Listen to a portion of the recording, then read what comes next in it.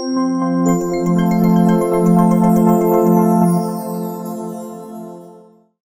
shalom dan selamat malam semuanya. Boleh dari tempat kita masing-masing lambaikan tangan dan katakan shalom.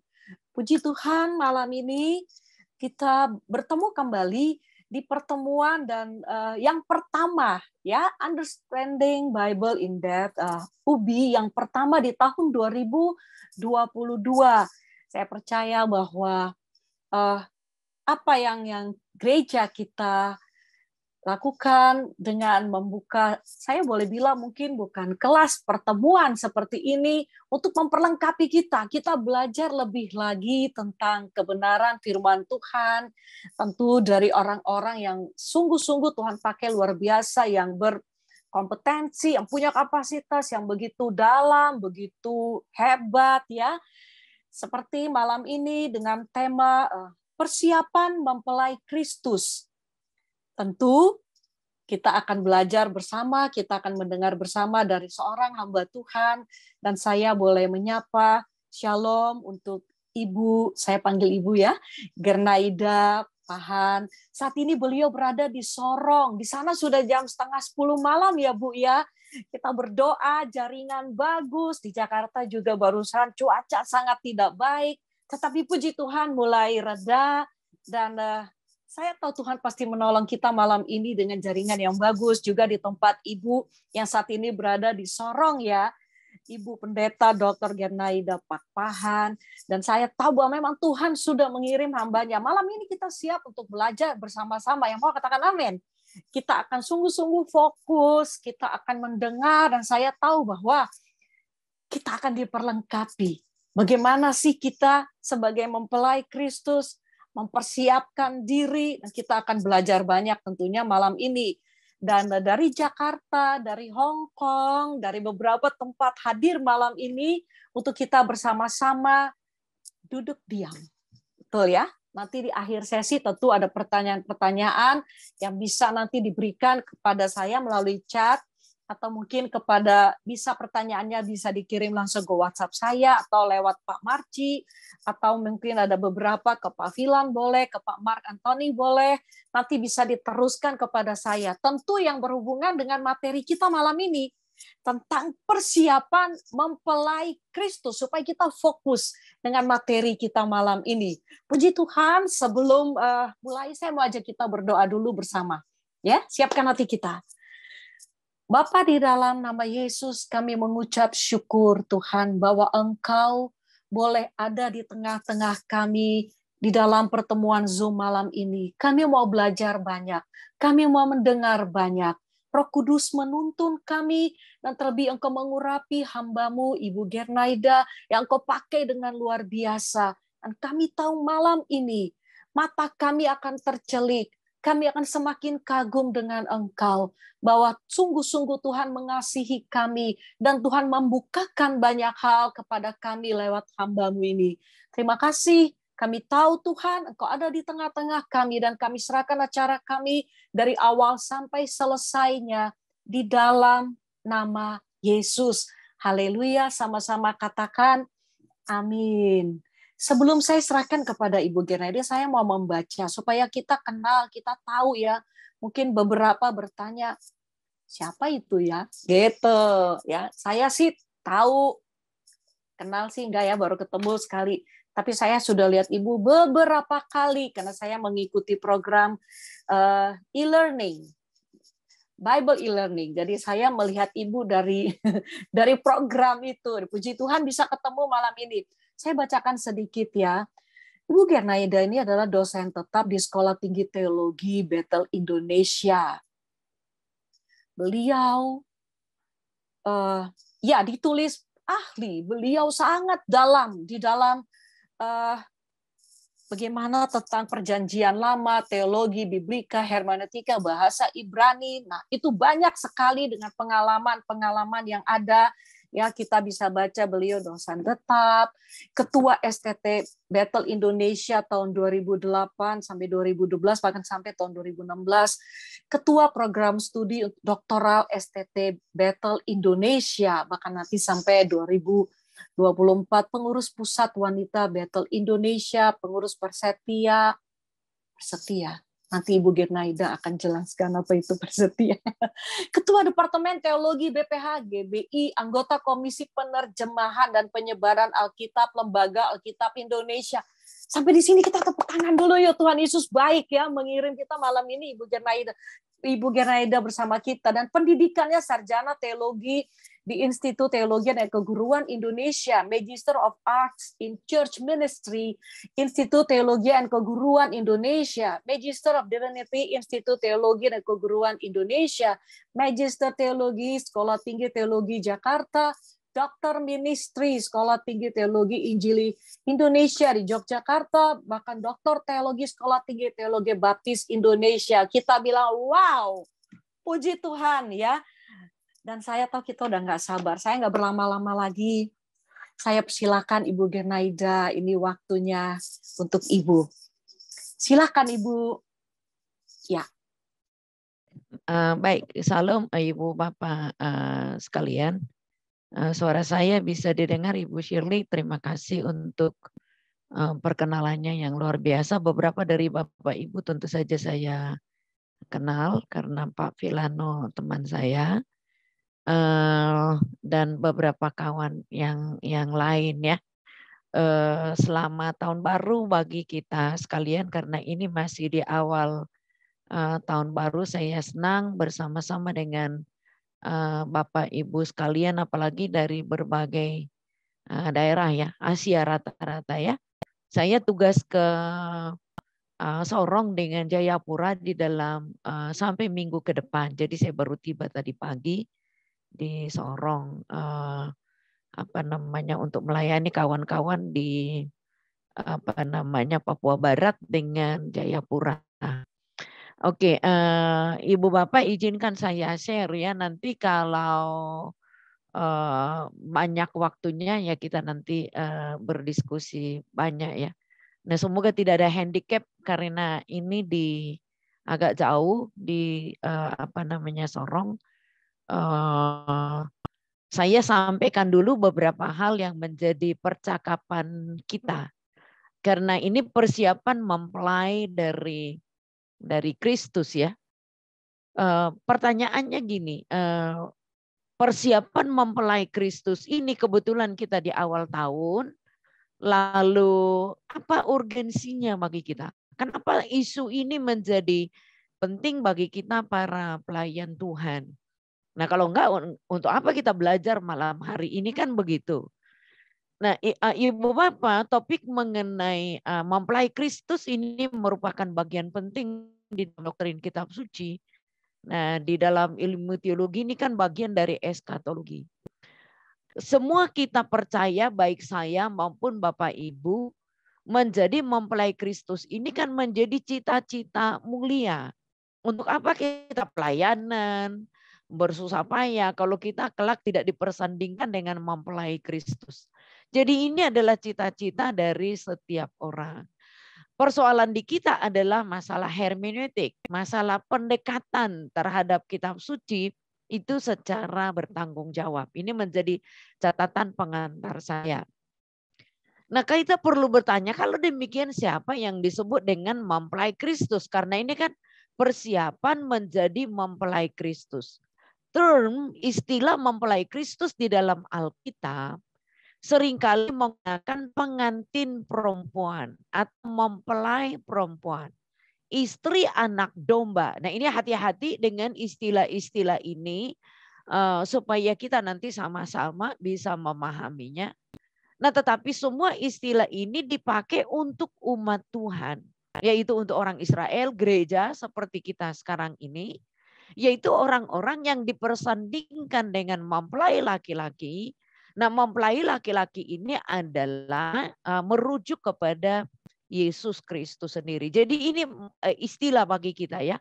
Oh, rupanya mempelai Kristus ini adalah gereja orang Israel, orang percaya yang akan dipersandingkan dengan mempelai Kristus. Nah, kalau kita melihat apa yang dikatakan oleh kitab suci, apa yang dikatakan oleh Alkitab di dalam Wahyu pasal 19, Lalu aku mendengar seperti suara himpunan besar orang banyak, seperti desau air bah, dan seperti deru guru yang hebat. Katanya, haleluya, karena Tuhan Allah kita yang maha kuasa telah menjadi Raja. Marilah kita bersukacita dan bersorak-sorai dan memuliakan Dia. Karena hari perkawinan anak domba telah tiba dan pengantinnya telah siap sedia. Dan kepadanya dikaruniakan supaya memakai kain lenan halus yang berkilau-kilauan, yang putih bersih. Di dalam catatan Alkitab, lenan halus itu adalah perbuatan-perbuatan yang benar dari orang-orang yang kudus. Jadi di dalam kitab Wahyu pasal 19 ini udah bagian dari akhir Alkitab kita mempercakapkan hal-hal yang akan datang. Hal-hal yang akan jadi di kemudian hari. Eskaton, jauh ya, eskatologi. Tapi Alkitab sudah menjelaskan bahwa perkawinan anak domba itu akan terjadi. Pertanyaan yang serius bagi kita, kapan peristiwa itu? Peristiwa akbar itu kapan itu terjadi? Udah terjadi sekarang? Belum. Kita semua menanti akan hari itu. Tetapi kapan? Alkitab memberikan catatan. Peristiwa itu terjadi pada kedatangan Kristus yang kedua. Yesus sudah kita rayakan kemarin. Gereja Tuhan merayakan Natal sebagai kedatangannya yang pertama. Yesus datang untuk melayani, mati di atas kayu salib, bangkit pada hari yang ketiga. Nah, pada kedatangan Kristus yang kedua, gereja akan dipersatukan dengan pengantinnya, yaitu Kristus sendiri. Nah, akan diadakan pesta pernikahan seperti tadi yang disampaikan di dalam Wahyu pasal 19. Maka itu adalah agenda resmi, agenda yang nyata ya. Maka mempelai Kristus akan dipersatukan dengan pengantinnya, itu orang percaya gereja Tuhan di dalam ikatan perjanjian yang kekal. Nah, jadi ketika kita ada di dalam gereja Tuhan, seperti sekarang ini kita melayani Tuhan, kita mengabdi kepada Tuhan, ini kan adalah bagian daripada persiapan kita untuk menjadi mempelai dari Kristus sendiri. Nah, catatan yang lain adalah pada waktu itu semua orang percaya yang mendiami kota yang disebut dengan Yerusalem baru atau kota suci. Jadi di dalam peristiwa itu ada sebuah peristiwa yang akbar di dalam Wahyu pasal 21, dan aku melihat ini di dalam visionnya Yohanes ya. Sebuah kota yang kudus, Yerusalem baru yang turun dari sorga. Turun dari sorga itu dari mana? Dari Allah, yang berhias bagaikan pengantin perempuan yang berdandan untuk suaminya. Nah, jadi akan ada sebuah peristiwa yang akbar di mana Yerusalem baru itu turun dari sorga, maka pengantin perempuan itu didandani untuk suaminya. Nah, hal yang lain dicatat di dalam ayat yang ke-10, Wahyu pasal 21, lalu kata Yohanes, di dalam roh ia membawa aku ke atas sebuah gunung yang besar lagi tinggi dan menunjukkan kepadaku kota yang kudus itu, Yerusalem yang turun dari sorga dari Allah. Nah, jadi nanti perjamuan kawin itu akan dilaksanakan di dalam hari-hari ini. Jadi ada beberapa peristiwa-peristiwa yang sudah dicatat oleh Alkitab bagaimana peristiwa itu akan terjadi. Jadi Yerusalem baru itu dikatakan kota yang turun dari sorga, yang didandani, yang dihiasi bak pengantin. Nah, pertanyaannya, siapa penduduk dari kota itu? Nah, ialah mereka yang sudah ditebus oleh Tuhan. Jadi darah Yesus yang sudah membasuh, menyucikan orang percaya. Komunitas yang ada di Yerusalem baru itu adalah orang yang sudah teridentifikasi dan identitasnya itu jelas. Adalah orang yang ditebus oleh Tuhan. Nah, kemudian yang kedua adalah mereka yang hidup suci, hidup di dalam kemurnian, hidup di dalam kekudusan. Berarti tidak boleh warga sembarangan. Nah, kemudian identitas penduduk kota itu adalah mereka yang mengenakan baju putih, baju kekudusan, dan baju kebenaran. Seringkali menggunakan baju atau pakaian untuk sebuah tampilan ya. Jadi yang ditampilkan ini adalah orang-orang yang hidup suci, adalah orang-orang yang hidup di dalam kebenaran. Jadi konsentrasinya kepada mereka yang ditebus oleh darah Yesus. Maka bagi kita sebagai pelayan Tuhan, jangan sampai kita sibuk di dalam aktivitas pelayanan kita. Tetapi darah Kristus itu masih enggak sih menjadi bagian dari hidup kita, dari pelayanan kita. Karena ternyata nanti kelak identitas warga dari Yerusalem baru itu adalah orang-orang yang ditebus oleh darah Yesus. Nah, Ibu Bapak sekalian, jadi saya ulangi lagi, siapa yang dipersandingkan dengan mempelai Kristus? Jadi yang dipersandingkan itu adalah orang yang laki-laki dengan perempuan yang siap menjadi mempelai Kristus. Adalah orang-orang yang memiliki kedewasaan, kematangan. Nah, kita lagi rame di hari-hari ini di negara kita tercinta ya, di Indonesia, bahwa ada hal-hal yang terkait dengan pelecehan seksual, kekerasan seksual, kejahatan seksual. Jadi ini bukan persoalan seksualitas ya, tapi adalah orang yang dewasa yang matang di dalam iman. Jadi siapa orang yang siap sedia menjadi mempelai harus mengasihi Tuhan dengan kesungguhan hati. Ini harus orang-orang serius ya. Nah, kemudian pengantin ini adalah sudah mempersiapkan diri. Jadi kalau misalnya di dalam tradisi adat istiadat, ini orang dipingit gitu ya, mempersiapkan diri secara betul, mempersiapkan pakaian, tapi di sini lenan halus itu adalah kesucian hidup, kekudusan hidup. Artinya dia adalah orang-orang yang hidup di dalam kebenaran Allah. Yang dipersandingkan itu adalah orang yang mampu bertanggung jawab terhadap diri dengan pasangannya. Jadi kalau undang-undang perkawinan di Indonesia pun itu ini undang-undang dunia ya, bahwa dia harus matang secara fisik, berarti matang secara seksual, matang secara jiwani, dan matang secara spiritual. Jadi ini mampu bertanggung jawab terhadap dirinya sendiri. Berarti harus kenal pasangannya dengan benar. Kita mesti mengenal Kristus itu dengan benar. Kalau tidak mengenal Kristus dengan benar, berarti sebetulnya ini kita belum siap dipersandingkan. Semua upacara pernikahan itu adalah sukacita, kegirangan, dan sorak-sorai. Orang yang siap dipersandingkan itu adalah mereka yang memelihara iman sampai akhir. Setialah sampai akhir, maka engkau akan memperoleh mahkota kehidupan. Kesetiaan itu menuntut sebuah komitmen yang tinggi. Jadi kesetiaan sampai akhir, istilah yang lain itu adalah pengorbanan sebetulnya. Tidak ada sebuah relasi yang akan bisa bertahan kalau kita tidak memegang komitmen masing-masing.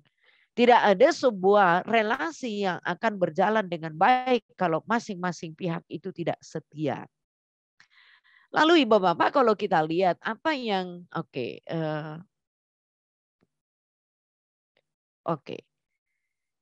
siapa itu mempelai? Jadi di dalam Alkitab ada dua grup besar yang disebut dengan mempelai. Yang pertama itu adalah identitasnya Israel. Jadi Israel disebut sebagai mempelai wanita Tuhan. Di dalam kitab Yeremia pasal yang kedua kadang-kadang relasi ini riuh dengan rendah gitu ya. Kadang-kadang juga enggak. Nah, Nabi Yeremia mengatakan, pergilah beritahukanlah kepada penduduk Yerusalem dengan mengatakan, beginilah firman Tuhan, aku teringat kepada kasihmu pada masa mudamu, kepada cintamu pada waktu engkau menjadi pengantin, bagaimana engkau mengikuti aku di padang gurun, di negeri yang tiada tetaburannya. Lalu Nabi Yesaya mengemukakan hampir sama. Sebab seperti seorang muda belia menjadi suami dari seorang anak darah, demikianlah dia Tuhan Yahweh yang membangun engkau menjadi suamimu, dan seperti girang hatinya seorang mempelai melihat pengantin perempuan, demikianlah Allahmu, Elohimmu akan girang hati atasmu. Jadi Israel itu selalu dipandang di dalam sebuah relasi semacam mempelai atau pengantin perempuan bagi Tuhan. Jadi istilah-istilah ini jauh-jauh hari sudah disampaikan. Namun kalau kita menyelidiki Alkitab, Nabi Hosea mengkritik relasi itu sebab orang Israel lebih memilih beribadah kepada Baal. Jadi menduakan Tuhan. Jadi ada relasi yang rusak di antara hubungan-hubungan itu. Artinya Israel dipersiapkan menjadi mempelai Tuhan. Yang kedua adalah gereja. Gereja sebagai mempelai bagi Kristus sendiri. Nah ini berulang-ulang hubungan ini disampaikan. Nah Ibu Bapak sekalian, di dalam kitab Korintus, Rasul Paulus itu dengan jelas sekali mengatakan demikian. Sebab aku cemburu kepada kamu dengan cemburu ilahi. Karena aku telah mempertunangkan kamu kepada satu laki-laki untuk membawa kamu sebagai perawan suci kepada Kristus. Jadi artinya gini, baik perjanjian lama maupun perjanjian baru memberikan sebuah konsistensi pemahaman konsep teologi bahwa hubungan Tuhan dengan umat, hubungan Tuhan dengan gereja, hubungan Tuhan dengan Israel diibaratkan dengan hubungan yang paling akrab, paling indah, paling intens itu adalah sebagai hubungan suami dengan istri. Nah, jadi ini konsisten dari awal sampai dengan akhir. Artinya betapa Tuhan menempatkan relasi sebagai sebuah bentuk relasi yang terikat dengan perjanjian. Jadi itu mempelai Tuhan. Nah sekarang yang kita akan bahas itu adalah apa yang harus dipersiapkan oleh seorang mempelai. Jadi kalau Paulus menggunakan pertunangan ya, Paulus mengatakan aku cemburu ilahi karena jemaat gereja Tuhan sudah dipertunangkan dengan mempelai Kristus. Nah, berarti ada persiapan-persiapan yang harus kita kerjakan. Nah, Bapak dengan Ibu yang pertama itu adalah apa yang kita harus persiapkan? Kasih yang tulus. Kepada jemaat di Efesus, Paulus memberikan sebuah konteks, sebuah relasi antara gereja dengan Tuhan, juga suami dengan istri. Hai suami, kasihilah istrimu sebagaimana Kristus telah mengasihi jemaat dan menyerahkan dirinya baginya. Nah, korban Kristus itu, darah Yesus itu menguduskannya. Dan sesudah Yesus menguduskannya dengan memandikannya dengan air dan firman, supaya dengan demikian ia menempatkan jemaat di hadapan dirinya dengan cemerlang, tanpa cacat, tanpa kerut, atau yang serupa dengan itu, tetapi jemaat menjadi suci dan kudus, tidak bercela. Nah ini sebuah standar yang sangat tinggi. Jadi kalau kita punya range angka 1 sampai dengan 10, nah ini yang diminta semua sempurna. 10. Nah model yang sudah diberikan oleh Yesus adalah kasih yang sempurna. Kasih yang tulus. Nah mempelai Kristus itu adalah kita, gereja Tuhan, yang harus apa yang perlu kita persiapkan? Dilatih di dalam kasih. Kasih yang tulus. Nah itulah yang kita lakukan di dalam pelayanan kita. Yang kedua, keseriusan. Kesungguhan di dalam pertobatan. Ketika kita mau melayani Tuhan, pasti tanya, udah bertobat atau belum? Seringkali kita datang kepada starting awalnya toh. Oh iya, saya sudah terima Kristus, saya sudah bertobat. Nah tetapi kita perlu lihat apa yang dikatakan oleh Yesaya. Sebab seperti istri yang ditinggalkan dan yang bersusah hati, Tuhan memanggil engkau kembali. Masakan istri pada masa mudamu akan tetap ditolak, firman Allahmu. Nah ini kan Yesaya mengkritik umat Israel yang sudah ditebus, diselamatkan oleh Tuhan. Pada akhirnya mereka berbalik, meninggalkan Tuhan. Maka sekarang Tuhan memanggil kembali. Jadi pertobatan itu diawali ketika kita pertama kali percaya dengan Kristus, tetapi sekarang pun kita perlu bertobat. Di yang akan datang pun kita perlu bertobat. Jadi dulu sudah bertobat, sekarang bertobat, terus menerus bertobat sampai Tuhan memanggil kita. Nah, berapa banyak hamba Tuhan yang jatuh lagi ke dalam dosa ya. Jadi kita manusia daging ini perlu menyadarkan diri kita bahwa pertobatan itu perlu terus menerus kita kerjakan. Artinya apa? Masa persiapan kita menjadi mempelai Kristus, jangan lupa pertobatan menjadi kewajiban. Apa yang perlu kita siapkan? Sukacita dan kegirangan. Nah, tadi kita sudah baca bahwa seorang mempelai itu akan bergirang karena Tuhan. Jadi jangan kita menanti hari itu dengan duka cita. Nah, berarti kita tidak merdeka ya, tidak bebas untuk mengasihi Tuhan kalau demikian. Tapi persiapan kita berarti sukacita di dalam melayani, sukacita di dalam mengiring Tuhan. Karena tadi perjamuan kawin anak domba itu sebuah kepastian. Jadi kita bukan jangan sampai seorang halu gitu ya. Sekarang orang-orang bilang lagi apa halu gitu. Ini bukan halu. Ini sebuah keadaan, sebuah janji Tuhan di mana kita rindu menanti akan hari itu. Nah, Ibu Bapak, hal yang lain adalah apa yang kita perlu persiapkan, rela diproses, rela dididik oleh Tuhan. Nabi mengatakan begini, merataplah seperti anak darah yang berlilitkan kain kabung karena mempelai kekasih masa mudanya. Tapi saya mau katakan gini, Nabi Yoel ini berteriak kepada umat Israel sebagai mempelai Tuhan, tetapi kan mereka jauh dari Tuhan kala itu. Nah, orang yang dipersiapkan oleh Tuhan menjadi mempelainya itu tadi harus dewasa. Saya dengan Bapak Ibu masuk di dalam didikan ini. Masuk di dalam proses. Setiap sesi, setiap periode, setiap musim-musim di dalam pelayanan kita adalah sebuah proses di mana kita dididik agar bisa dipersandingkan kelak dengan mempelai Kristus sendiri. Jadi ucapan meratap di sini kan ada bagian-bagian di dalam hidup kita di mana kita selalu harus sadar bahwa kadang-kadang di dalam proses dan dididikan ini tidak mudah. Mungkin kita juga kadang-kadang bertanya, benar nggak Tuhan serius memanggil saya? Atau kita mengatakan, kenapa terlalu sulit ya pelayanan ini? Kenapa kita ada di dalam lembah-lembah juga di semasa pelayanan? Nah, tetapi kita sadar bahwa disinilah kita sedang diproses dan dibentuk oleh Tuhan agar menjadi dewasa.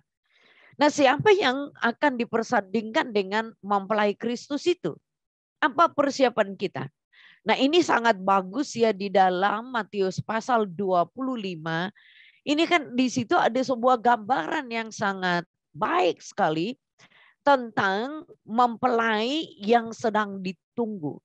Jadi ada banyak perempuan-perempuan mempersiapkan diri mereka itu untuk menyongsong mempelai. Alkitab jelas sekali mengatakan, maka karena lama mempelai itu tidak datang, tertidurlah mereka semua.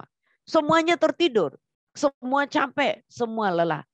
Tapi waktu tengah malam terdengarlah suara orang berseru, mempelai datang. Song-songlah dia. Nah, nanti di dalam Matius pasal 25 dikemukakan ada dua grup, ada dua kelompok para yang di situ mempelai wanita. Sekelompok itu yang betul-betul mempersiapkan pelita mereka itu dengan minyak yang cukup. Tetapi sebagian itu kurang mempersiapkan diri. Apa yang kita perlu persiapkan selama kita menanti akan Tuhan? Perhatikan, bijaksana memperhatikan waktu dan musim. Kita akan selalu ada pada situasi ini. Sekarang lagi musim apa? Lagi heboh nih sekarang. Ada COVID-19, ada Omikron, ada fenomena alam, ada banjir bandang, ada gunung meletus, ada gunung berapi. So what? Apa nih? Bukankah Tuhan sebetulnya selalu memberikan warning kepada kita, kepada gereja Tuhan? Nah, jadi apa yang kita mesti persiapkan? Selalu bijaksana melihat waktu, jangan sampai terlambat. Kalau musim sekarang orang lagi sedang musim sudah menuai, kita baru menanam, artinya kita ketinggalan kereta, terlambat. Orang sudah mulai masuk kepada musim menyamai, tetapi kita masih macul tanahnya. Nah, kita terlambat. Jangan sampai terlambat. Sama seperti para perempuan yang menanti mempelai tapi tidak mempersiapkan minyak. Are you ready? Kita akan selalu ditanya, siap sedia apa enggak sih? Jadi mari kita melihat musim-musim yang ada di dalam kehidupan kita. Tidak mungkin selalu musim menanam. Ada kalanya kita harus sudah juga menyabit. Jadi setiap waktu ini diberikan Tuhan kepada kita. Masing-masing kita masuk di dalam race kita masing-masing. Masuk di dalam rel kita masing-masing. Menjadi bijaksana ini kan berbicara mengenai waktu, mengenai musim, mengenai kinerja kita, dan persiapan-persiapan yang lain. Apa yang kita mesti perhatikan? Waspada, berjaga-jaga. Sebab di dalam ayat 10, akan tetapi waktu mereka sedang pergi membeli minyak, ini ceritanya. Datanglah mempelai itu dan mereka telah siap sedia masuk bersama-sama dengan dia ke ruang perjamuan kawin. Lalu pintu ditutup. Selalu ada waktu untuk mengatakan habis, selesai. Ketika waktu yang disiapkan bagi kita sudah habis, kita tidak bisa lagi mutar waktu itu kembali. Jadi mempelai Kristus harus senantiasa waspada. Harus senantiasa berjaga-jaga. Perhatikan setiap batasan. Kita semua ada batasannya.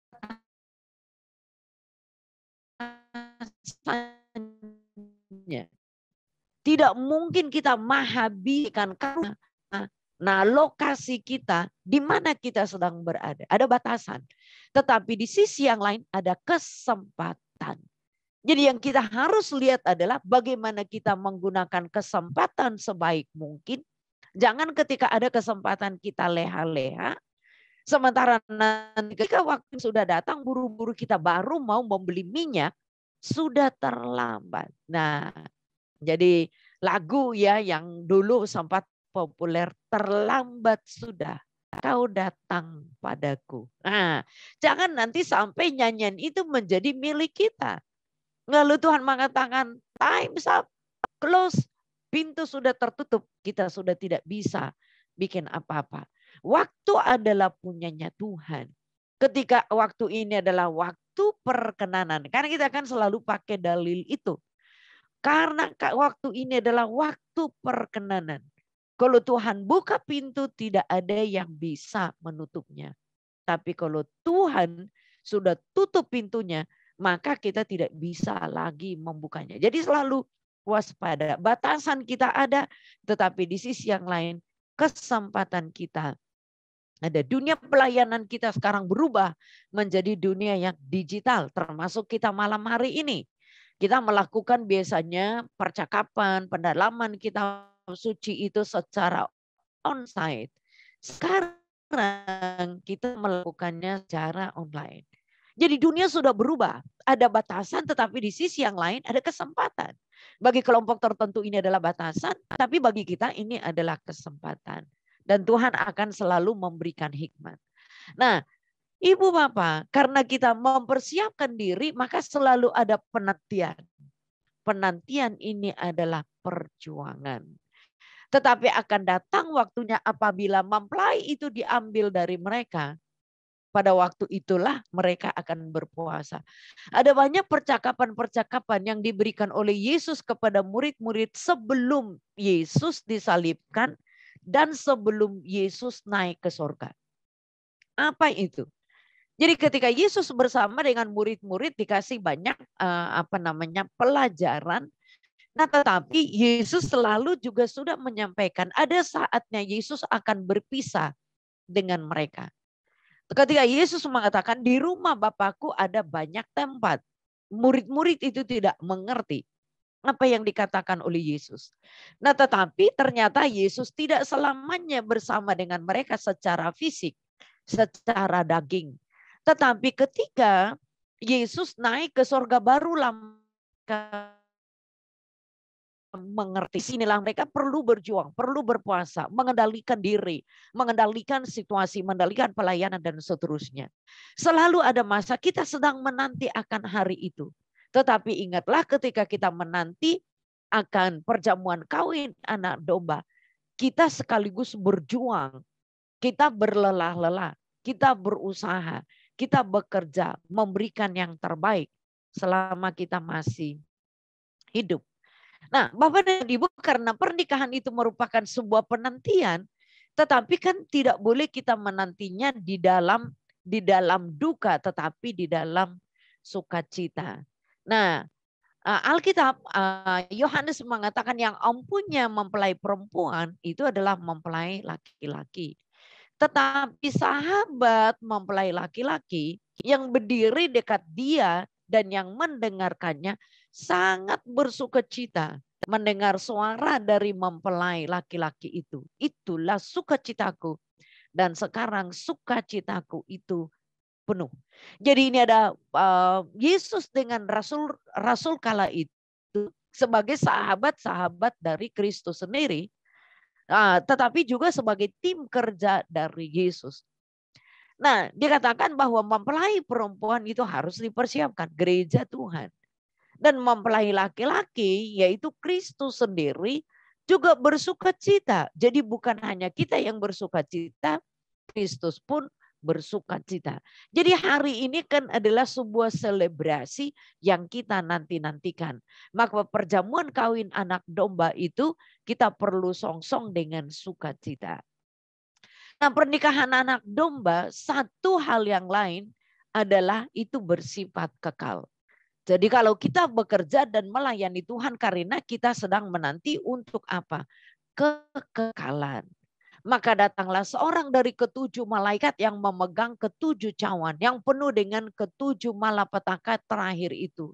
Lalu ia berkata kepadaku, katanya, marilah ke sini. Aku menunjukkan kepadamu pengantin perempuan, mempelai anak domba. Bapak dengan Ibu, kalau kita membaca kitab Wahyu, memang ada dua model, ada cawan, satu lagi itu ada sangkakala. Jadi cawan yang pertama, cawan yang kedua, sampai dengan cawan yang ketujuh. Nah, cawan murka Allah bagi apa? Bagi dunia, bagi alam semesta. Tetapi setelah cawan yang terakhir itu, maka di dalam penglihatan dari Yohanes sendiri, dikatakan marilah ke sini, aku menunjukkan kepadamu pengantin perempuan mempelai anak domba. Nah, jadi setelah perjamuan kawin anak domba, maka itu akan terjadi. Relasi itu akan terikat sampai kepada kekekalan. Jadi pernikahan manusia di dalam dunia ini sementara waktu. Karena kita ada limitasi waktu, ada limitasi tempat.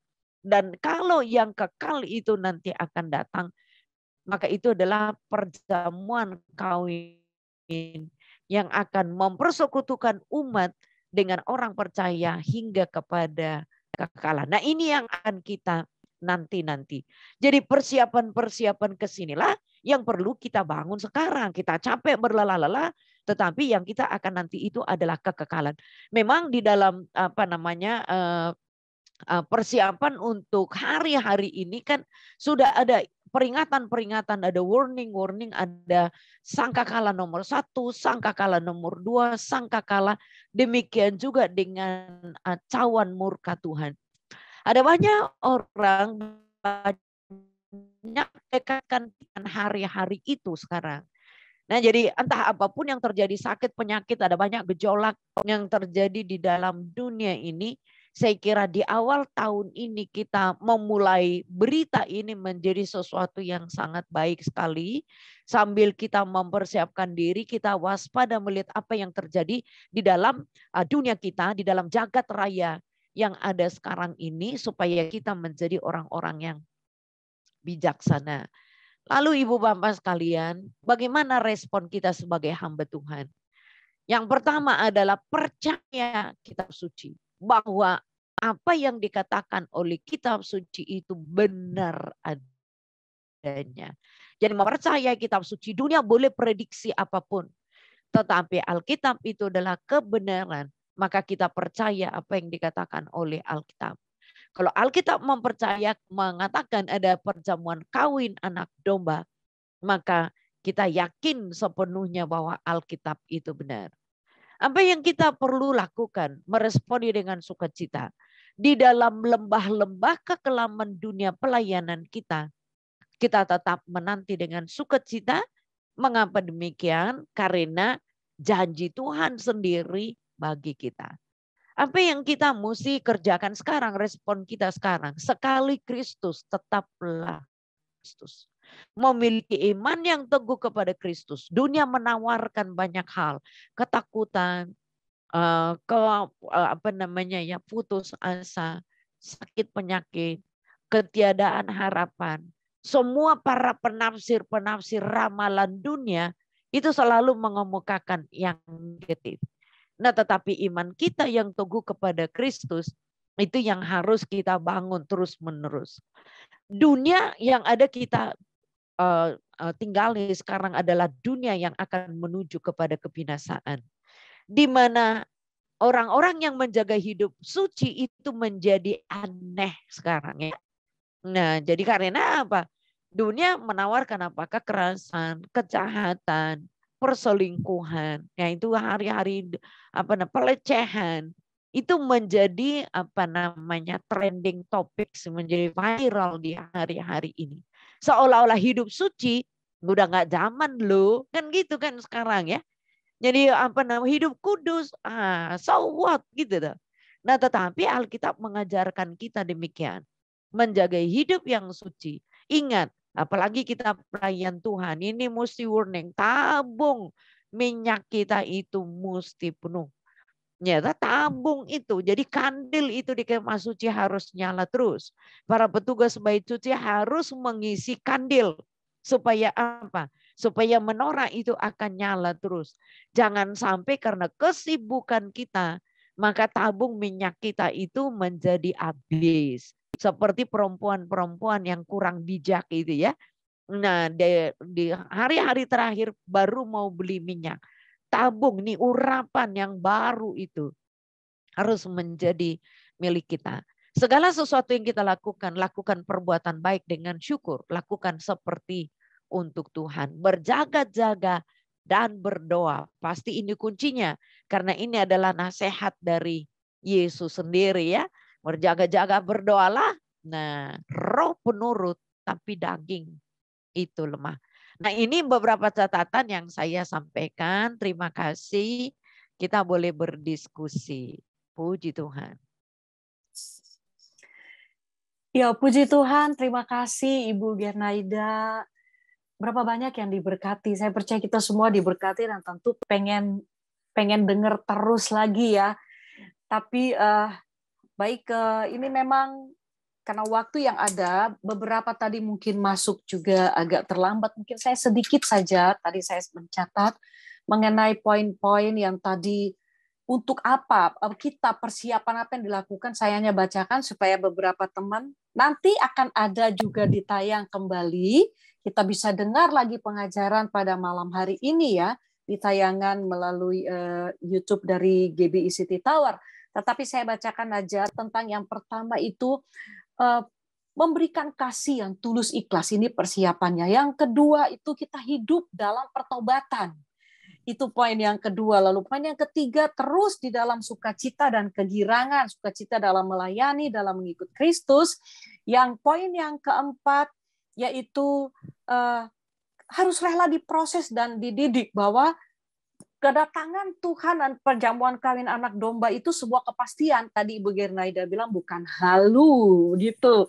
Kemudian poin yang kelima, kita harus bijaksana memperhatikan waktu dan juga musim. Yang keenam, waspada.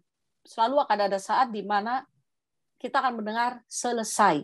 waktu tidak akan kembali lagi ya Bu ya. Tadi Ibu katakan begitu. Ada batasan, ada kesempatan ya.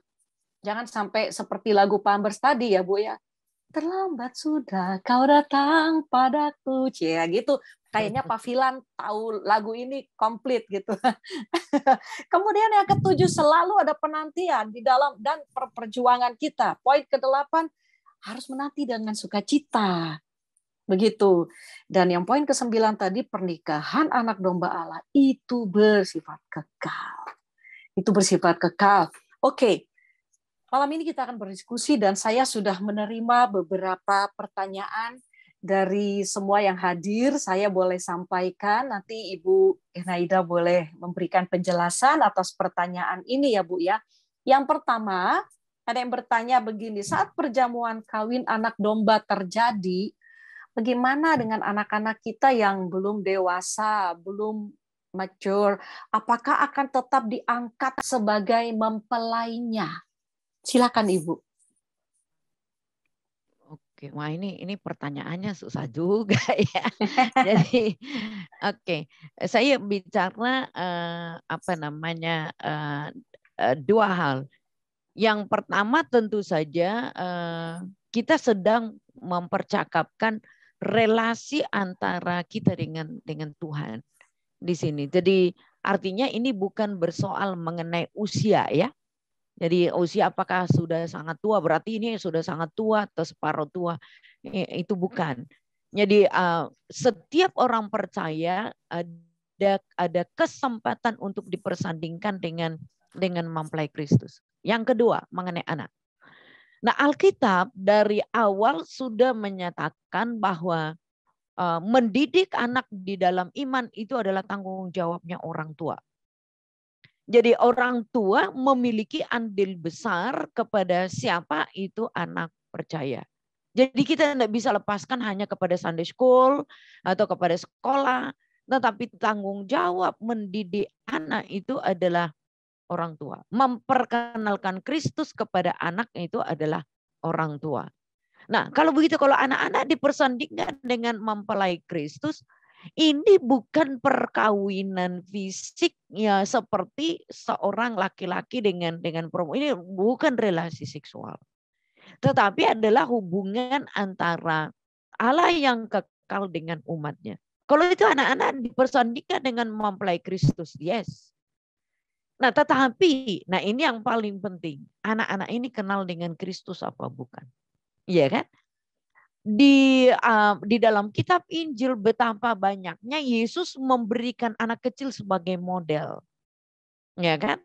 Jadi kalau engkau tidak menerima konsep kerajaan seperti anak-anak ini, engkau bukan bagian daripada kerajaan Allah. Kenapa kok anak kecil yang diberikan sebagai sebuah role model, contoh. Jadi di dalam dunia pendidikan itu anak-anak dipakai menjadi alat peraga begitu kan? Nah, bagaimana mereka bisa menerima ajaran dengan mudah, tulus, tidak munafik, tidak banyak protes, dan seterusnya. Jadi ini sekali lagi yang dipersandingkan dengan Kristus bukan semata-mata karena usia ya, tetapi ini hubungan. Jadi kalau anak kita ya, polisi mereka sudah percaya dan mereka sudah kenal dengan Kristus. Menurut saya tantangan kita ke depan yang sangat sulit ini, apalagi di masa-masa pandemi seperti yang ada sekarang ini. Ini pertanyaan dari rekan saya, kawan saya. 10 tahun ke depan, apakah anak-anak kita masih percaya dengan Tuhan? 10 tahun ke depan, apakah anak-anak masih ada di Sunday School, di teenagers, ataupun di youth? Ini pertanyaan menurut saya yang saya sebagai hamba Tuhan tidak mudah untuk menjawabnya. Anak-anak kita sudah lebih senang dengan dunia virtual seperti sekarang. Apakah dunia virtual kita isi menjadi ruang di mana mereka itu bisa berjumpa dengan Kristus. Jadi mau tua, mau muda, mau anak-anak adalah sesuai dengan tingkat pemahamannya terhadap Tuhan. Ya, tak? Jadi tingkat kedewasaan rohani.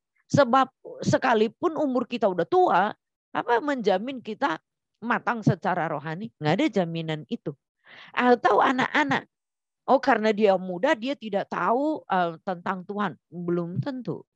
Gitu. Ada nasihatnya Paulus kepada Timotius. Ketika Timotius dipersiapkan menjadi abdi Allah, Timotius jangan seorang pun menganggap engkau rendah karena engkau muda, tapi hiduplah di dalam kesucian, di dalam kekudusan, dalam macam-macam kesempurnaan. Nah, jadi anak-anak kita, hopefully semua warga gereja kita, semua warga keluarga kita, ketika Kristus datang, kelak kita adalah orang yang dipersandingkan dengan Kristus.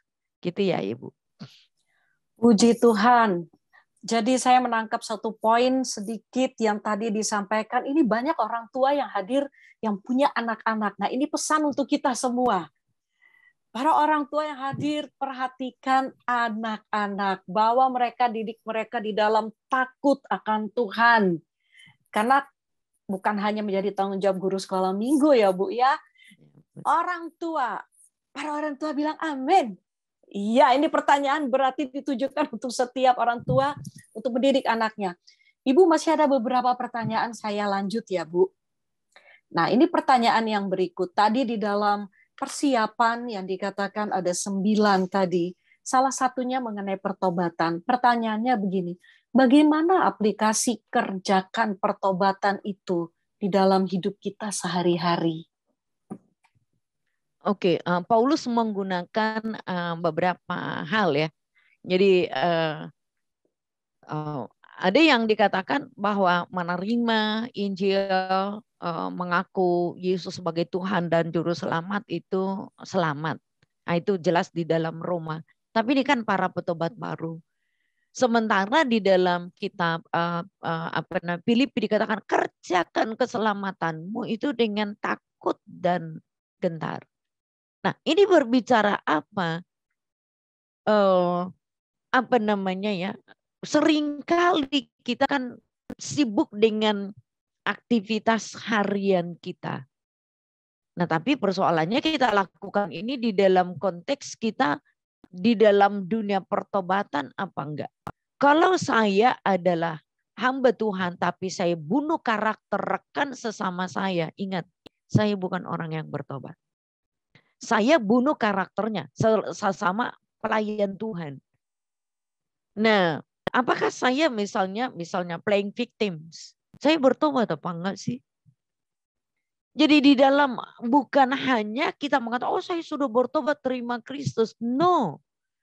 Tetapi apakah segala sesuatu kita lakukan untuk Tuhan apa enggak?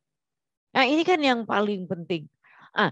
Mengapa kita harus ada di dalam pertobatan? Gimana cara kerjanya di dalam hidup kita sehari-hari? Perhatikanlah. Bukankah mata kita ini rentan dengan yang jahat? Rentan enggak? Kita boleh berbahasa roh. Kita boleh ada di atas mimbar. Tetapi kalau mata saya terikat dengan pornografi, bukankah saya orang yang perlu bertobat? Oke. Yang kedua, kita belum mengatakan, oh saya bisa menggunakan teknologi untuk hal-hal yang baik.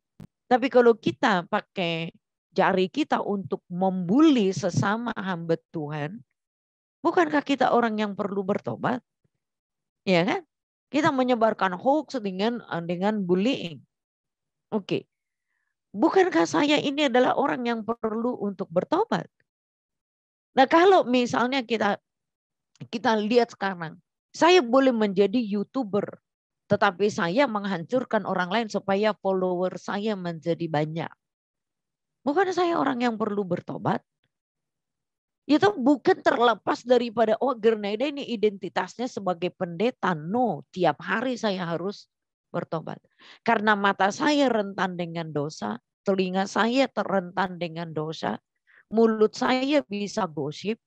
Nah, hati saya, siapa yang tahu hati saya kan? Hanya saya dengan Tuhan. Itu mudah sekali dikotori. Jadi tiap hari kita perlu untuk dibasuh oleh darah Yesus.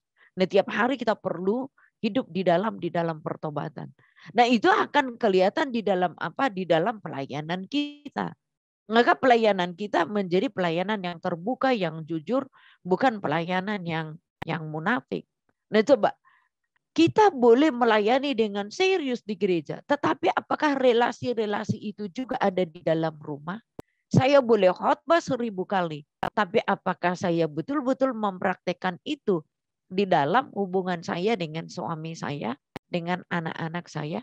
Jadi every day kita perlu hidup di dalam pertobatan. Menghidupi pertobatan, disitulah apa yang disebutkan dengan proses penyucian, pengudusan terus menerus sampai Tuhan datang kembali.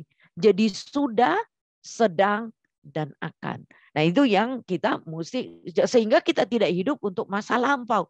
Dulu saya sudah bertobat loh. Yes, sekarang betul-betul bertobat apa enggak? Mestinya iya. Dan yang akan pun itu adalah sebuah usaha kita untuk bertobat. Maka kita perlu kenapa kita untungnya kita orang-orang Pentekostal gitu ya. Kita punya Roh Kudus yang selalu memberikan warning. Nah, jadi Rasul Yohanes mengatakan dia akan menginsafkan kita, memberikan kita kesadaran, memberikan kita understanding, memberikan kita pengertian supaya kita bisa milih ini baik, ini dosa, ini yang jahat. Jadi pertobatan itu harus kelihatan di dalam hidup kita sehari-hari. Nah, karena rentannya kita itu jatuh ke dalam dosa, maka ya harus ya setiap hari ya, siapapun ya Bapak Ibu sekalian ya, kita semua ya perlu dibimbing ya, perlu ditopang oleh Roh Tuhan.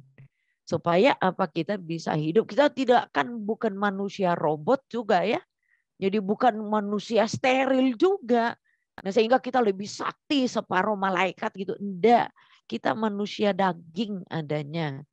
Maka kita perlu terus-menerus ada di dalam pertobatan itu. Begitu Ibu Shirley. Terima kasih Bu Yanaida. Nah, untuk pertanyaan yang kedua tadi tentang hidup dalam pertobatan, kita betul-betul butuh Roh Kudus dan kita harus di dalam penuh kontrol Roh Kudus karena kita rentan dengan dosa, dengan apa yang ada, yang kita lihat seperti tadi Ibu katakan, yang kita dengar, bahkan jari-jari ini dalam mengetik pesan atau upload something ya Bu ya. Be careful dengan hidup ini seperti itu. Oke, apapun yang kita lakukan kalau sudah bertobat harus untuk Tuhan. Itulah hidup dalam pertobatan. Begitu ya, Bu. Ibu, saya mau lanjut dengan pertanyaan yang berikut. Ada pertanyaan seperti ini. Standar kekudusan seperti apa yang Tuhan Yesus inginkan dari kita selama kita hidup di dunia ini? Ibu bisa jelaskan. Oke. Jadi kekudusan itu, konsepnya kudus itu di dalam Alkitab, satu itu dipisahkan. Jadi dulu orang Israel dipisahkan dari antara bangsa-bangsa. Dia dikhususkan untuk Tuhan. Anak sulung dikhususkan untuk Tuhan. Jadi kalau kita berbicara mengenai standar itu, ya satu. Itu adalah berdasarkan pilihan Tuhan ya. Jadi dipilih, dikhususkan menjadi spesial. Yang kedua, yang dikhususkan berarti yang dikuduskan itu adalah orang yang tadi penduduk kota Yerusalem baru itu adalah orang yang sudah ditebus oleh darah Yesus. Jadi kita tidak mungkin kudus tanpa darah Kristus. Yang ketiga, standarnya itu apa? Nah, Yohanes mengatakan begini, Bapa, kuduskanlah mereka dalam firman-Mu karena firman-Mu adalah kebenaran. Jadi standar kekudusan itu adalah apa yang sesuai dengan firman Allah. Jadi ini bukan standar kimia di laboratorium, bukan. Nah, ini jadi lebih kepada hubungan-hubungan. Jadi apa nih yang dikatakan dengan kekudusan, standarnya itu apa sih? Sesuai dengan firman. Jadi firman Allah adalah standar kekudusan kita. Jadi bukan kita menggunakan standar yang lain. Jadi kalau dikatakan kekudusan itu menyangkut dari konsep sampai kepada praktek. Jadi konsepnya itu tadi adalah dikuduskan oleh Kristus. Maka prakteknya itu pikiran kita tindakan kita, perkataan kita, kinerja kita pun perlu dikuduskan oleh kuasa Tuhan. Jadi standarnya itu harus terpusat kepada Kristus dan terpusat kepada kebenaran firman Allah. Nah, jadi kita tidak mungkin kudus dengan kekuatan kita, itu omong kosong, tidak mungkin. Karena pada dasarnya kan kodrat kita adalah kodrat dosa. Siapapun kita. Jadi kita perlu bantuan dari Tuhan sendiri. Nah, di sanalah sekali lagi keuntungan kita yang memiliki roh Allah ya. Ya itu yang akan terus-terus mengingatkan kita. Ini kiri, kanan, ini nggak benar. Nah itu roh Allah yang akan mengingatkan kita terus menerus. Nah jadi pengudusan itu dimulai dari korban Kristus dan itu akan berlangsung terus menerus sampai apa? Kita betul-betul disempurnakan di dalam glorifikasi Allah. Jadi itu sudah tapi proses, sama seperti keselamatan itu proses. Ya gitu ya. Oke, kurang lebih begitu Bu. Mungkin ya agak sulit dimengerti ya mengenai standarnya. Ya, oke. Terima kasih Bu. Mungkin nanti ada satu sesi khusus hanya berbicara mengenai kekudusan ini. Dipisahkan, dikhususkan, dan kita ditebus oleh darah Yesus. Itu proses untuk pengudusan kita yang dimulai. Tadi dikatakan, dan ini proses pengudusan terpusat pada Kristus dan firman Allah seperti yang tadi Ibu Genaida katakan. Saya percaya malam ini juga sambil kita dengar, tanya jawab, kita diskusi. Saya percaya kita juga sambil mengevaluasi diri dan mari kita juga sama-sama iya, ini saya rupanya seperti ini. Mari saya mau bertobat supaya kita nggak hanya jadi pendengar atau pemirsa yang cuman menghadiri, tetapi kita menangkap ini sebagai satu rema dalam kehidupan kita. Saya masih ada 2 pertanyaan, semoga waktu kita cukup ya Bu ya. Nah ini seperti ini. Ini kan hari-hari ini juga banyak kan bicara tentang akhir zaman, tentang ada banyak pendapat, ada banyak pemikiran mungkin ya, dan banyak hal. Menurut Ibu Ger, berdasarkan kitab Wahyu, kira-kira kita sampai di tanda-tanda yang mana ya Bu? Di sangkakala keberapa ya? Di penunggang kuda yang mana ya? Seperti itu pertanyaannya. Oke, baik. Akhir zaman atau hari-hari terakhir kita coba lihat ya. Jadi waktu Israel Utara kira-kira tahun 720-21 sebelum Masehi. Kita bisa bayangkan ya. Israel Utara itu kan kerajaan yang cukup besar. Itu mereka itu dibuang oleh Tuhan ke Asyur. Itu adalah akhir bagi orang Israel Utara kala itu. Penderitaan, kesulitan, peperangan, lengkap sudah itu. Mereka terbuang dari negerinya sendiri. Tetapi cerita yang sama terjadi bagi bagian selatannya. Jadi Israel bagian selatan 586. Nah, itu lebih parah lagi. Bangsawan raja-rajanya itu ditangkap, dibuang juga ya. Kambing, domba, harta benda itu habis sudah. Nah, jadi fenomena itu sudah berulang-ulang terjadi. Nah, kemudian kalau kita melihat Alkitab kaitannya dengan sakit penyakit, sampar itu adalah penyakit yang dari zaman kuno sudah digunakan sebagai identitas, sebagai sebuah penghukuman massal.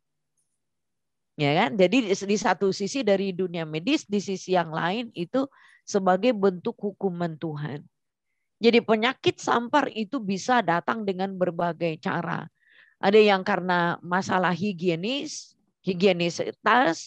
ada karena perang, ada karena perubahan musim dan seterusnya. Jadi penyakit sampar dari sejarah Alkitab itu sudah menjadi momok yang menakutkan bagi sejarah dunia. Misalnya Black Death itu menjadi cerita atau fakta historis di dalam sejarah dunia. Abad-abad awal itu penyakit itu juga sudah ada. Nah, mungkin di zaman kita sekarang flu burung dengan penyakit.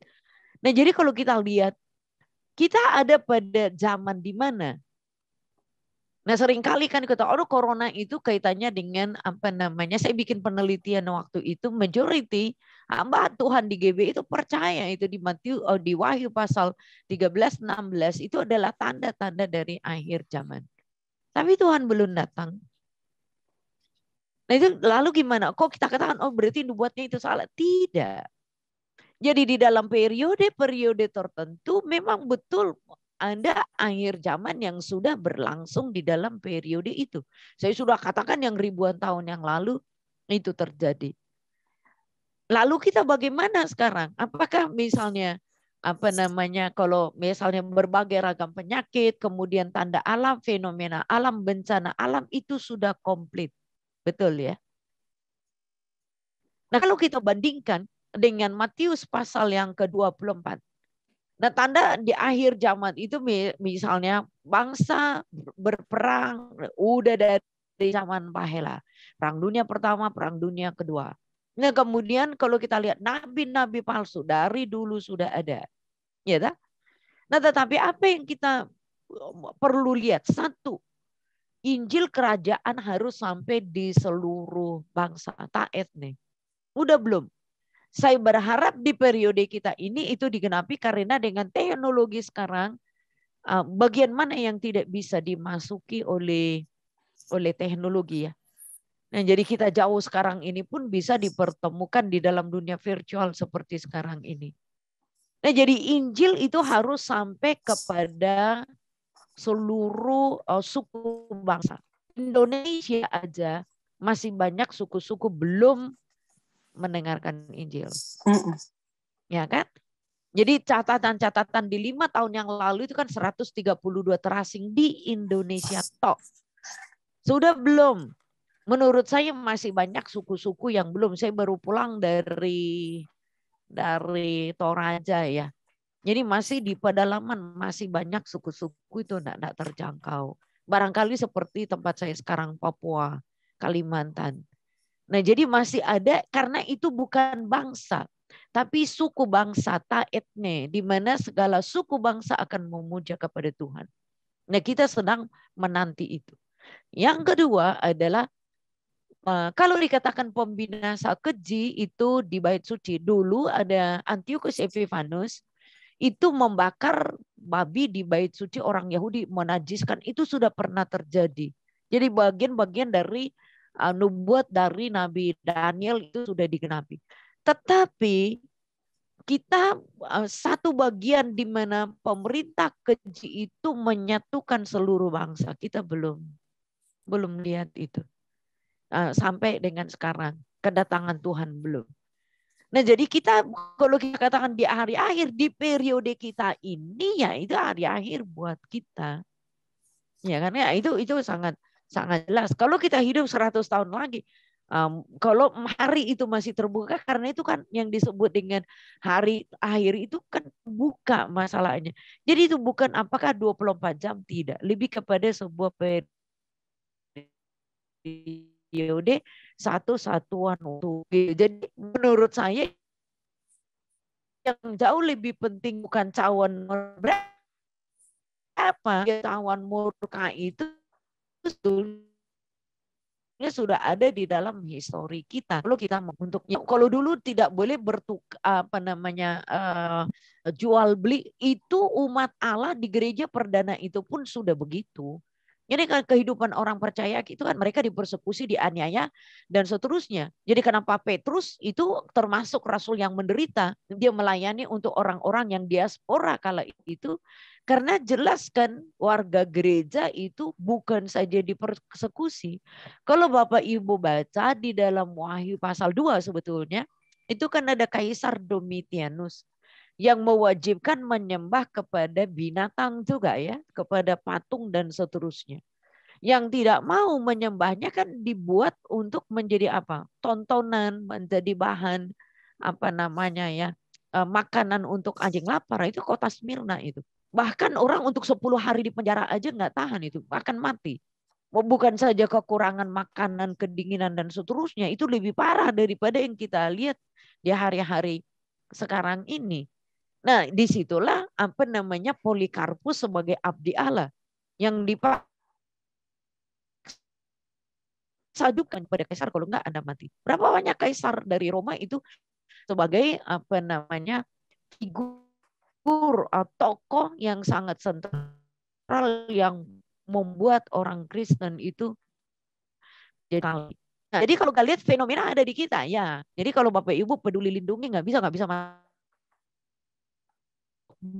mall kan, nggak bisa. Kalau nggak bisa naik pesawat, mesti antigen dulu dan jadi ada aturan-aturan yang dimana secara global itu terjadi kan. Jadi bukan hanya di negeri kita, Bapak Ibu keluar negeri pun harus menggunakan itu. Kalau enggak ya nggak bisa jalan gitu. Jadi apa yang kita hadapi sekarang dulu juga sudah dihadapi oleh warga gereja sudah. Nah tapi yang kita lihat yang mana sih yang belum jadi. Nah, jadi Injil akan disampaikan kepada seluruh suku bangsa. Ya, kita berdoa supaya itu makin cepat ya. Karena barangkali akan jauh lebih cepat. Nah, kurang lebih begitu Ibu. Jadi kalau fenomena awan dengan sangkak itu sebetulnya banyak sudah genapi di dalam sejarah.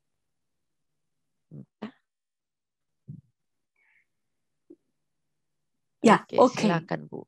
Ya, ini jawab tidak tuntas karena beberapa kan saya tidak bisa jawab dengan pasti. Nanti saya pesi jadinya. Tapi fenomenanya ada di. Ya, oke, baik. Ya, kalau saya boleh simpulkan, seperti yang tadi Ibu sampaikan, apa yang harus dilakukan? Ya, kita bijaksana memperhatikan waktu dan musim, gitu ya, Bu, ya. Supaya kita tidak juga terlambat, kita tidak ketinggalan, dan kita juga tidak menjadi keliru dengan berbagai macam pendapat dan mungkin informasi yang kita dengar. Nah, karena waktu saya sampai di pertanyaan yang terakhir, ya masih ada beberapa yang lain, tapi saya harus stick dengan waktu yang ada ya. Sehubungan dengan berbagai macam informasi yang kita dengar, ada banyaklah melalui media, melalui interaksi sosial dan lain-lain. Saya tahu kalau kita betul-betul tidak di dalam Tuhan, apa yang akan terjadi? Kita akan menjadi weak, kita akan menjadi lemah. Nah, pertanyaannya simple dan sederhana secara aplikatif begitu, supaya stamina rohani kita tetap strong, supaya kita tidak bergeser dari iman kita, supaya kita tetap fokus apa yang harus kita lakukan.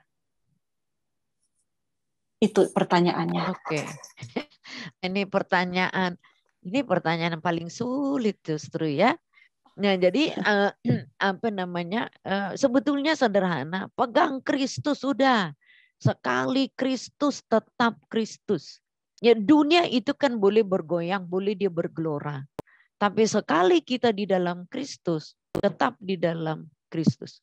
Ketika kita di dalam Kristus, dunia mau boleh kata apapun, ya kan? Tapi kalau kita milik Kristus, seperti tadi, kita dihususkan, dipilih oleh Kristus, dan darah Yesus yang tutup bungkus kita, ya udah, feel free aja. Ya kan? Sebab kalau kita takut dengan info-info dunia, ingat kita ada diperhamba oleh, itu kan senangnya iblis justru. Ketika kita menjadi takut, lihat fenomena ini dan segala sesuatu, nah itu membuat kita justru takut. Ingat bahwa Alkitab mengatakan roh yang ada pada kita bukan dunia punya. Bukan seperti yang dunia. Tetapi roh yang ada pada kita kan Roh Kudus. Lebih besar dari apapun.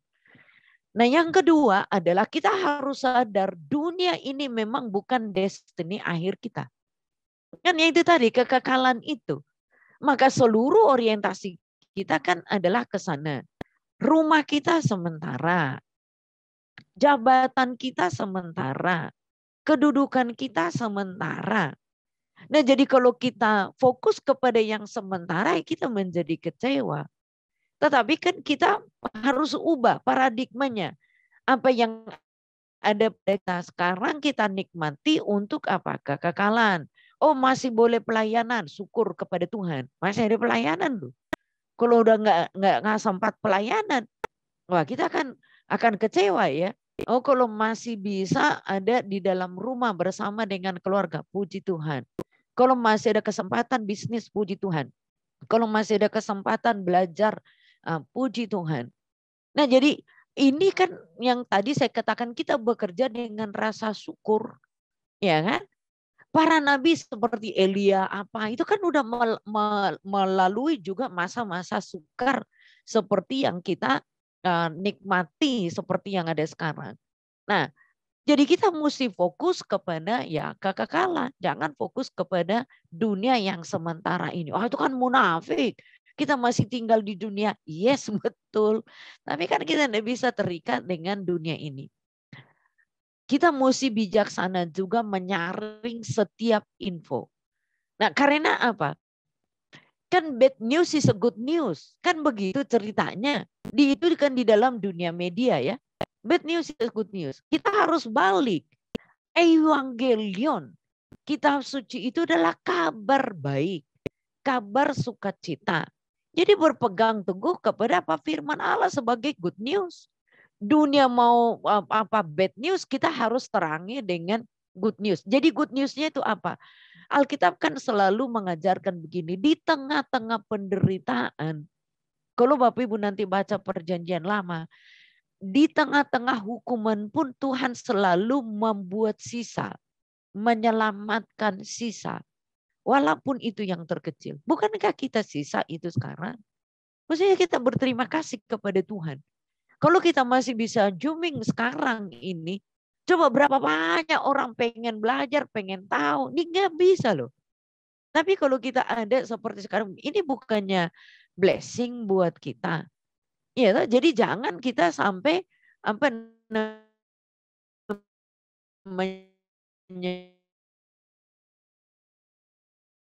kalau fokus kepada dunia, kalau kita ada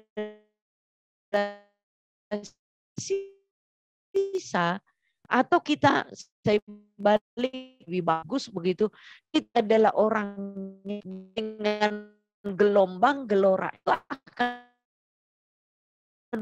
begitu bahwa desainnya itu kan ya, karena dikendalikan oleh iblis, tapi kita milik oleh siapa? Kendalikan oleh ini apa sebetulnya orang lain di tengah-tengah pergolakan, di tengah-tengah kesulitan dan kesukaran, itu kan roh damai sejahtera. Nah, itu ketika kita di dalam damai, badai boleh berat terus. Kalau udah tahu baca peta, kompas, dia tahu pergi kemana. Oh, kita udah tahu kok goal kita iman. Tujuan kita itu kemana? Tujuan kita kan hidup bersama dengan Kristus dan memerma dengan Kristus. Yang gini, kita ini kan anak-anak Allah. Alkitab kan mengatakan bahwa anak-anak Allah itu pasti dijaga dan dilindungi oleh Tuhan. Ya, sehingga kita perlu harus terlalu frustrasi. Kita mesti melakukan tugas dan apa namanya ya input atau masukan bagi kita sekalian. Kurang lebih begitu Bu Shirley. Ya, puji Tuhan, terima kasih Bu Gernaida. Itu akhir dari pertanyaan pada malam hari ini. Statement sekali Kristus tetap Kristus. Puji Tuhan. Dan terima kasih sekali lagi kepada Ibu Gernaida. Saya serahkan ke Pastor Heri. Ya, luar biasa. Saya percaya malam hari ini kita semua belajar banyak. Ya. Semua pertanyaan yang ada, materi maupun pertanyaan yang ada, Bu Gernaida telah menjelaskan dengan begitu rinci dan detail dan dengan bahasa yang mudah sekali dimengerti. Saya yakin kita belajar banyak malam hari ini, kita diperlengkapi. Ya. Terima kasih Ibu Gernaida untuk waktunya dan untuk apa yang sudah dibagi malam hari ini. Dan yang jadi highlight ada dari begitu banyak hal yang saya belajar. Yang jadi highlight adalah perhatikan batasan dan kesempatan. Ingat, ini luar biasa, ya. Dan satu lagi, masa penantian ini masa perjuangan. Jadi bukan masa penantian untuk kita leha-leha, tapi perjuangan. Kita harus struggle, fight to overcome. Terima kasih. Kita akan akhiri Ubi malam hari ini. Mari bersatu hati dalam doa. Bapak, terima kasih untuk anak-anak-Mu yang begitu bergairah untuk memperlengkapi diri. Lebih lagi menggali, belajar kebenaran firman pada malam hari ini melalui program Ubi. Kami tahu Engkau menyertai mereka, Roh Kudus akan masih terus menjelaskan dari setiap materi, setiap firman yang dikutip, dan kami tahu semuanya hanya untuk memperlengkapi kami dan mempersiapkan kami untuk menjadi dewasa rohani dan siap dijemput sebagai mempelai kerajaan sorga. Kekasih Tuhan, terimalah berkat damai sejahtera, sukacita dari Allah Bapa di dalam Anak yang tunggal Tuhan Yesus Kristus. Persekutuan dengan Roh Kudus menyertai kita semua mulai sekarang sampai Maranatha, bahkan sampai selama-lamanya. Setiap kita yang sudah sangat diberkati malam hari ini, mari bersama katakan, amin. Amin. God bless you all. Terima kasih. Sekali lagi Bu Gernaida, Tuhan berkati.